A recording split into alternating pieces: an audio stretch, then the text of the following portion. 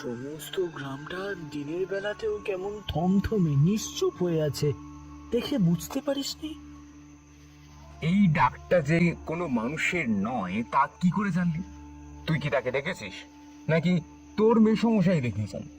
এই গায়ের যাকেই কথাটা জিজ্ঞেস করেছি সবাই বলেছে তারা কেবল ডাক শুনেছে।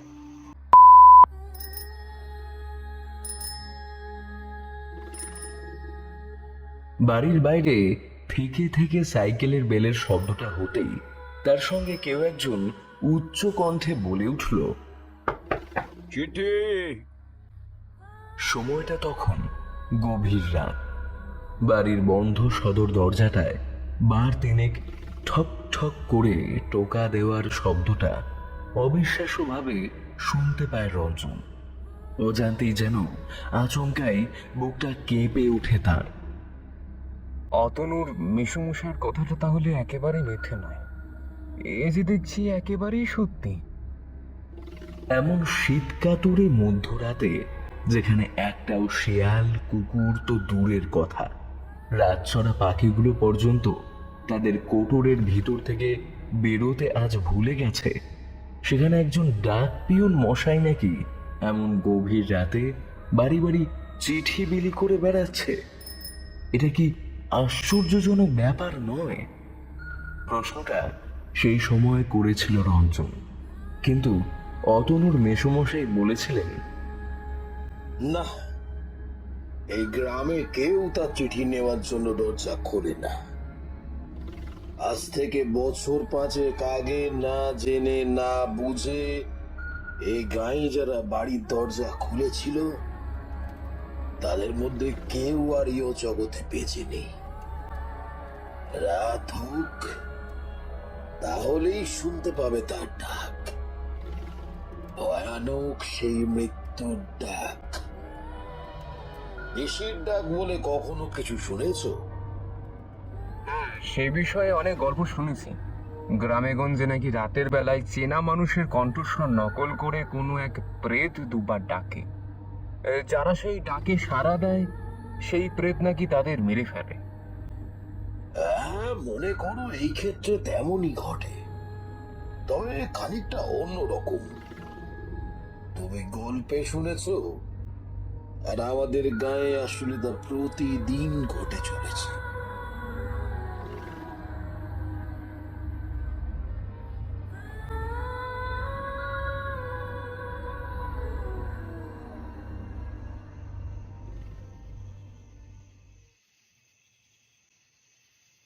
এমন একটা অদ্ভুত অলৌকিক ঘটনা এই মনোহরপুর নামের প্রত্যন্ত অজপাড়ায় ঘটছে তা জানতে পেরেছিল সে।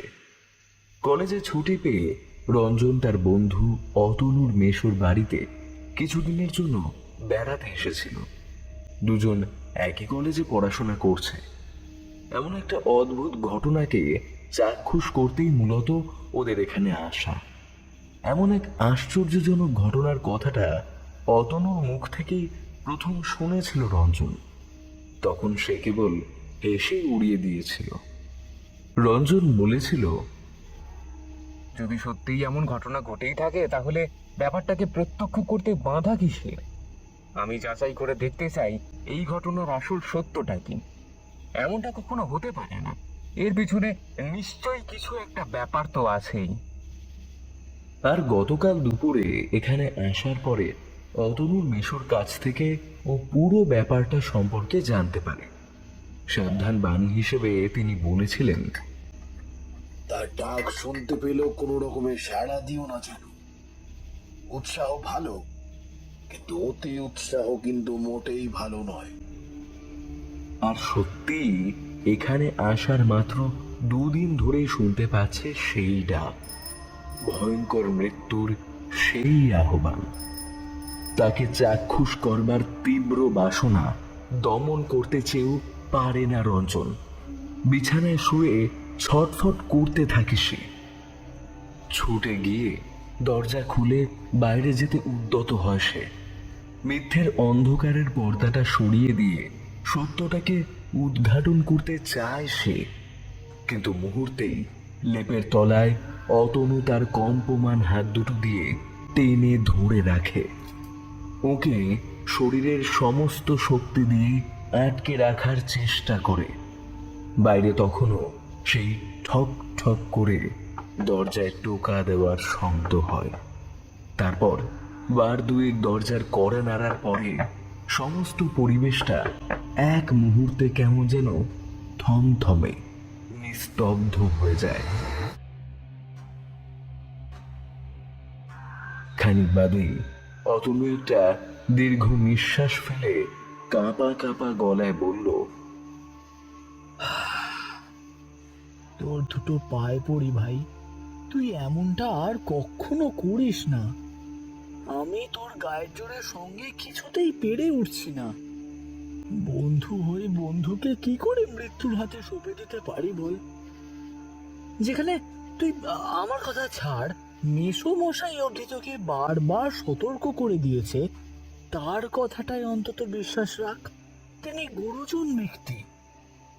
আমাদের কাছে এমন একটা মিথ্যে কথা বলে তার কি লাভ হবে বলতে পারিস? তাছাড়া গায়ের সকলেই তো ব্যাপারটা নিয়ে কেমন ভয় ভয় আছে, চোখে পড়েনি তোর? সমস্ত গ্রামটা দিনের বেলাতেও কেমন থমথমে নিশ্চুপ হয়ে আছে, দেখে বুঝতে পারিসনি? এই ডাকটা যে কোনো মানুষের নয় তা কি করে জানলি? তুই কি তাকে দেখেছিস, নাকি তোর মেসমশাই দেখিয়েছেন? এই গায়ের যাকেই কথাটা জিজ্ঞেস করেছি সবাই বলেছে তারা কেবল ডাক শুনেছে, আর তার সাথে সাইকেলের বেলের শব্দটা শুনতে পেয়েছে। এর পেছনের সত্যটা যাচাই করার সাহস কারোর মধ্যেই নাই দেখছি। চোখে না দেখে কেবল 10 জনের কথার উপর ভরসা করে এমন অদ্ভুত ব্যাপারটাকে মেনে নেওয়া যায় কি? তাকে দেখতে যাবে?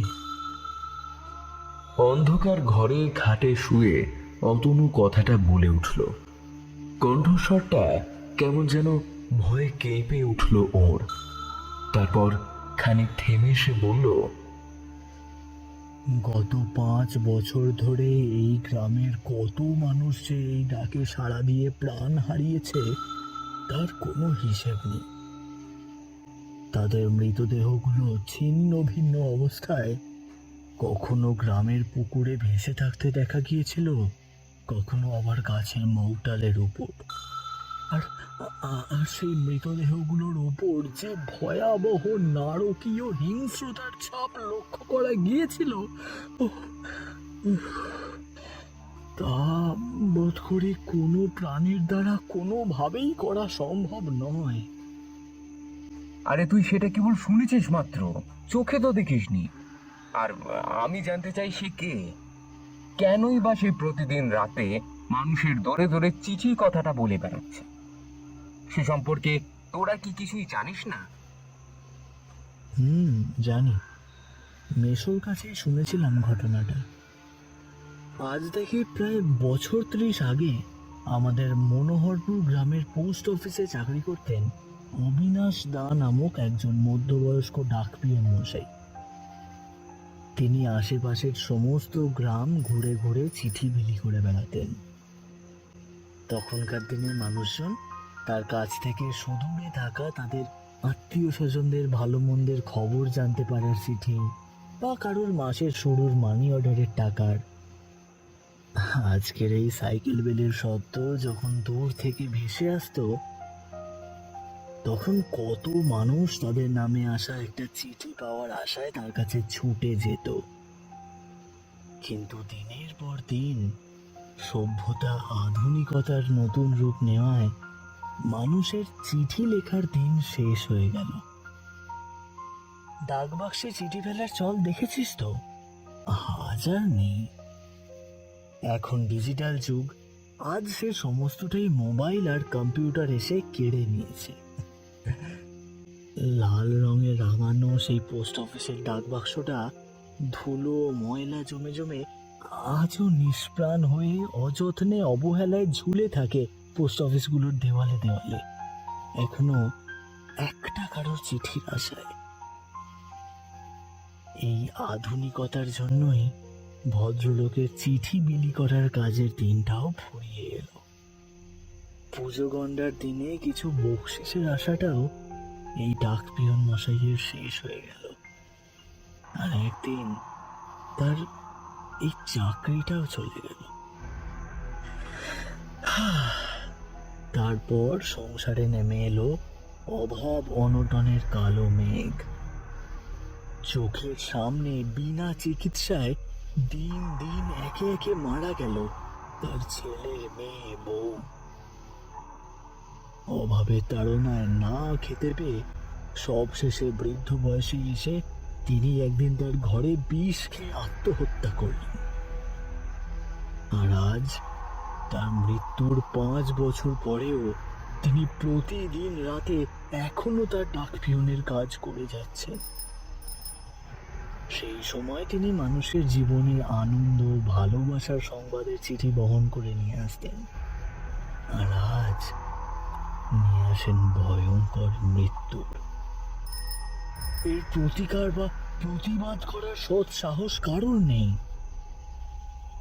কত আক্ষেপ, অভিমান, যন্ত্রণা নিয়ে তিনি যে মারা গেছেন তা তিনি ছাড়া সে খবর আর কেউ রাখেনি। তখন গাঁয়ের মানুষ তার জন্য অপেক্ষা করে পথ চেয়ে বাড়ির দরজার বাইরে সকাল থেকে দাঁড়িয়ে অপেক্ষা করত। আর আজ সেই মানুষগুলোই রাত নামলেই দরজা বন্ধ করে মৃত্যুর হাত থেকে বাঁচার প্রতীক্ষায় বসে দিনের অপেক্ষায় থাকে। সময় যে বড় অদ্ভুত জিনিস রে। কার জীবনে যে কি হবে তা কেউ বলতে পারে না।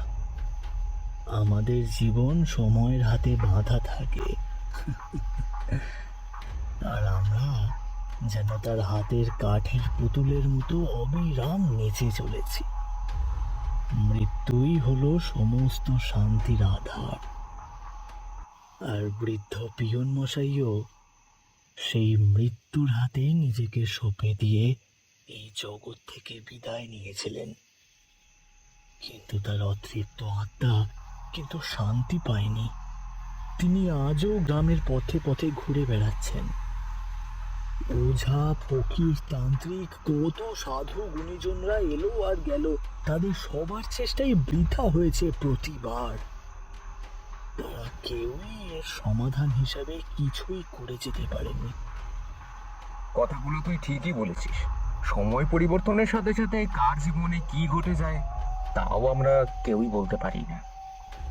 কিন্তু আফসোস এই যে তুই কলেজে পড়া একজন আধুনিক যুগের ছেলে হয়েও এই সবে বিশ্বাস করিস। পুরোনো খেয়াল নিয়ে বেঁচে থাকলে এর আসল সত্যিটা জানবি কি করে?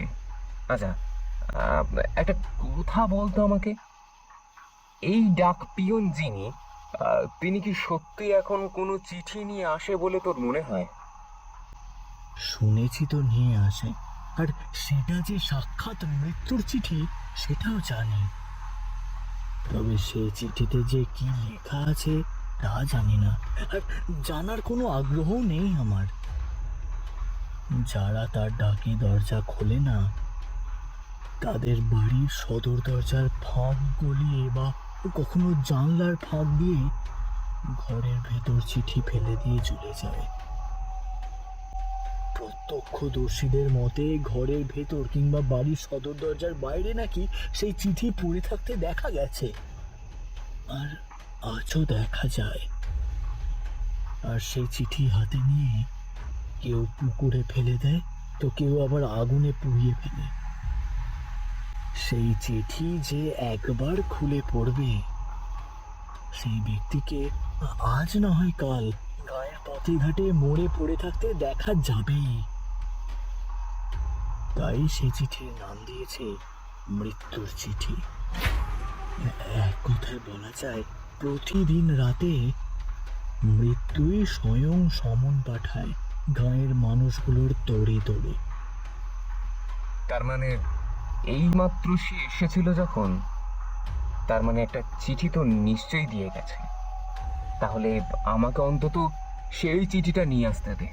অন্তত একবার দেখি না তাতে কি এমন লেখা থাকে যে মানুষগুলোর অমন মৃত্যু ঘটে যায়। না না, তোর কাছে আমার অনুরোধ ভাই, তুই যাস না। তুই প্রমাণ চাস তো আমি তোকে সেটা এনে দেখাতে পারি, কিন্তু কিন্তু সেটাকে খুলে পড়ার অনুমতি আমি তোকে কিছুতেই দিতে পারি না। তুই তুই আমাকে ক্ষমা কর ভাই। ঠিক আছে, তাই হবে। আমি দেখবো, শুধু করবো না। কিন্তু তুই একলা যাবি কেন? আমিও তোর সঙ্গে যাব। আয় চল। অতনু খানিকটা সময় কি একটা ভেবে বলল, না, তোকে যেতে হবে না, আমি একলাই যেতে পারবো। তুই শুয়ে থাক, আমি চিঠিটা নিয়ে এক্ষুনি ফিরে আসছি। দুজন মিলে একসঙ্গে গেলে বাড়ির সবাই টের পেয়ে যাবে। কথাটা বলেই সে বিছানা থেকে নেমে ঘরের দরজা খুলে বাইরের অন্ধকারময় উঠোনের দিকে চলে গেল। ঘরের দরজাটা খোলা মাত্র একটা ঠান্ডা হিমেল বাতাসের স্রোত এসে যেন রঞ্জনের সারা শরীরে এসে ঝাঁকটা মারল। শিরশির করে উঠল ওর সম্পূর্ণ শরীরটা। লেপ মুড়িয়ে নিয়ে অতনুর ফেরার অপেক্ষায় খোলা দরজাটার দিকে চেয়ে রইল সে। বাইরে ঘুটঘুটে অন্ধকার, কোথায় কি তার বোঝার উপায় নেই। অতনুর অপেক্ষায় থেকে থেকে প্রায় অনেকটা সময় অতিবাহিত হয়ে যায়। সে আর ফিরে আসে না।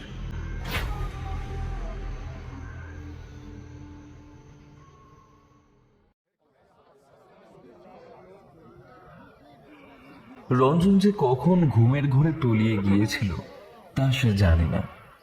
সকাল হতেই বাড়িতে প্রচন্ড হইচই আর কান্নাকাটির শব্দে রঞ্জনের ঘুম ভেঙে যায়। ধরফর করে বিছানায় উঠে বসে, চেয়ে দেখে অতনু বিছানায় নেই। ভাবল সে ওর আগেই হয়তো উঠে বাইরে চলে গেছে। কিন্তু কান্নাকাটির মধ্যে হঠাৎই একজন বলে উঠল, অতনু, তুই এটা কি করলি রে? কেন করলি? সব কিছু জেনেও তুই এটা করতে পারলি রে? হায় হায়।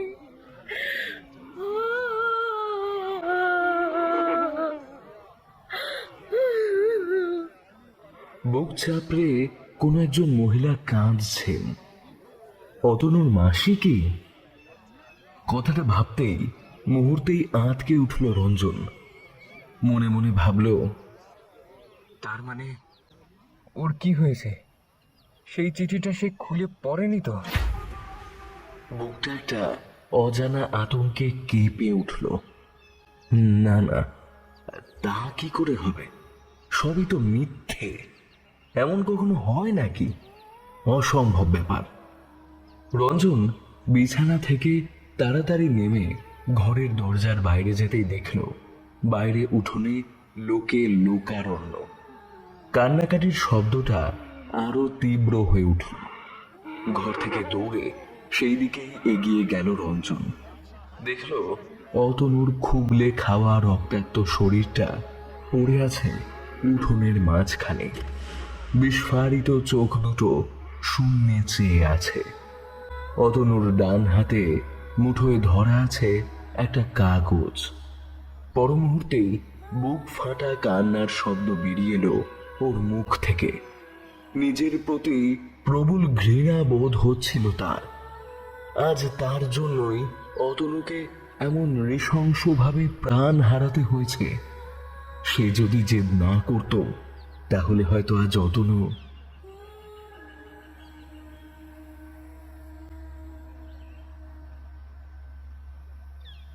হাঁটু গেড়ে মাথা হেঁট করে অতনুর মৃতদেহটার সামনে বসে রইল রঞ্জন। খানিকটা সময় দু চোখ বেয়ে জলের ধারা নেমে এলো। কি থেকে যে কি হয়ে গেল বুঝতে পারল না সে। তারপর নিজে খানিকটা ধাতস্থ হতেই অতনুর দিকে চেয়ে বলল, আমায় তুই ক্ষমা করে দিস। আমি তোর সমস্ত কথা বিশ্বাস করছি। আমার বড্ড ভুল হয়ে গেছে রে। আজও যে এমন ঘটে তা আমি বিশ্বাস করতে পারিনি। অতনুর হাতে ধরে থাকা কাগজটার দিকে নজর পড়তেই রঞ্জন হাত বাড়িয়ে দিল।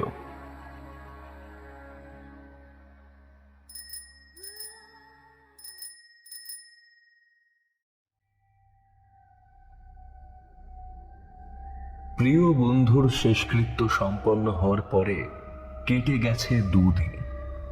বাড়ি ফিরে এসেছে সে। রাতে নিজের ঘরে পড়ার টেবিলে বসে সেদিন অতনুর হাতে থাকা কাগজটা সে সবার অলক্ষ্যে সঙ্গে করে নিয়ে এসেছিল।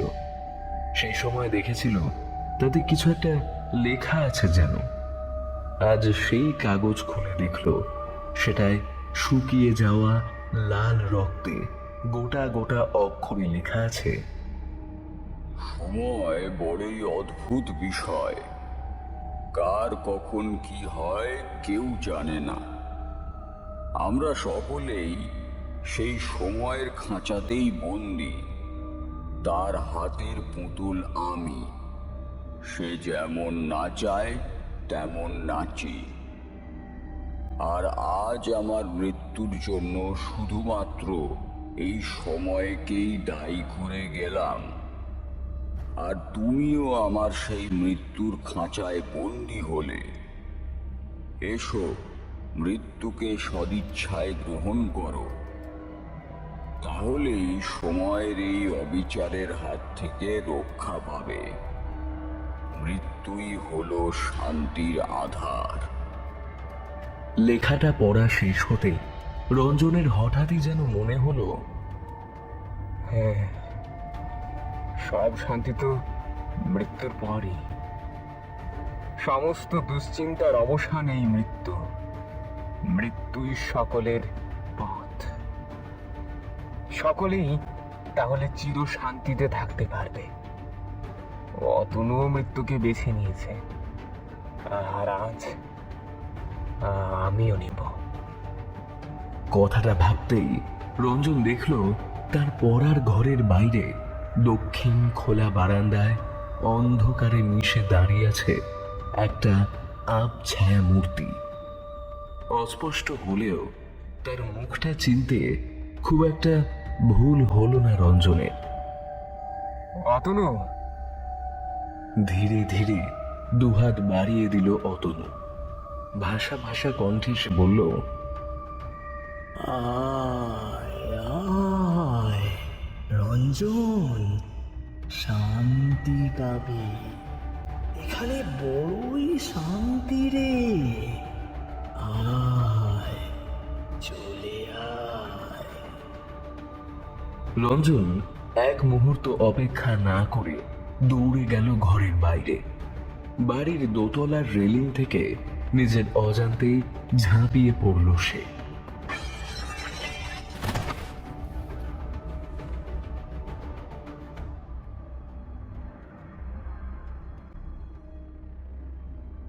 তারপর ভারী কিছুর উপর গিয়ে পড়তেই সমস্ত শরীরটা মুহূর্তের জন্য যন্ত্রণায় ছটফট করে উঠল। চোখ বন্ধ হওয়ার আগে রঞ্জন দেখল অতনু তার পাশে হাঁটু গেড়ে বসে ওর মাথায় হাত বুলিয়ে দিয়ে বলছে, মৃত্যুই হলো শান্তির আধার, ওকে আজ বরণ করে নে।